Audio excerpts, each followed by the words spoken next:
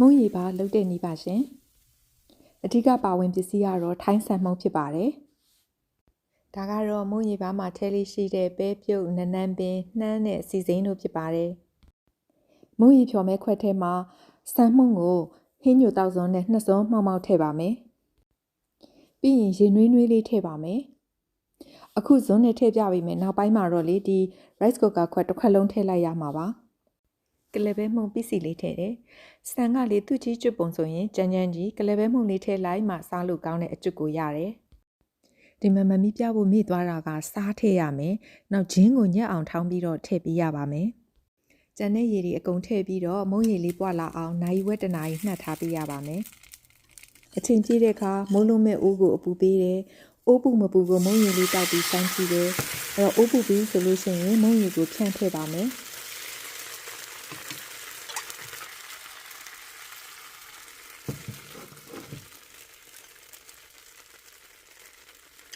ဒေဦးထဲမှာမုံရည်ဖြန့်ပြီးသွားပြီဆိုလို့ရှိရင်မုံသားလေးတင်းလောက်အောင်ခဏဆောင်နေပြီးတော့မှစီကိုမုံမျက်နှာပြင်အနှံ့ချမ်းပေးပါတယ်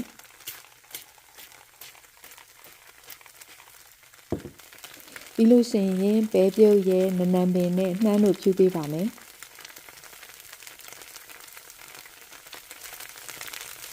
မုံတစ်ခုတစ်ခုတည်းဆိုရင်အနည်းဆုံး3မိနစ်လောက်ကြာတယ်မိအားလည်းအမြင့်နဲ့သုံးရတယ်အခုအနေထားဆိုရင်အပြင်က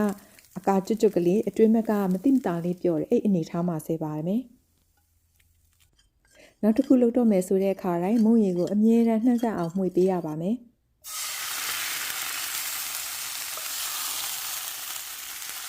အဲ့တော့မုံရည်ထည့်ပြီးရှေ့ကလက်ပြသွားတဲ့အတိုင်းဆက်ပြီးလုပ်သွားရုံပါပဲဒီမှာကလေ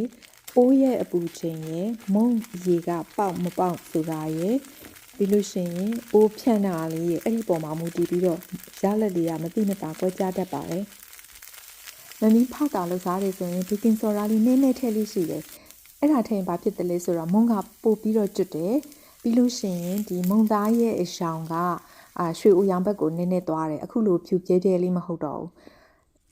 ဒီတစ်ခါတော့ဘေကင်ပေါဒါဘေကင်ဆိုဒါမထည့်ဘဲနဲ့ရေရယ်စားရယ်စက်မှုန့်ရယ်ပဲမှုန့်လေးပစ္စည်းရယ်ထည့်ပြီးလုပ်ပြထားတယ်သူ့အနေထားကဘယ်လိုလဲဆိုတာကြည့်ကြည့်နော်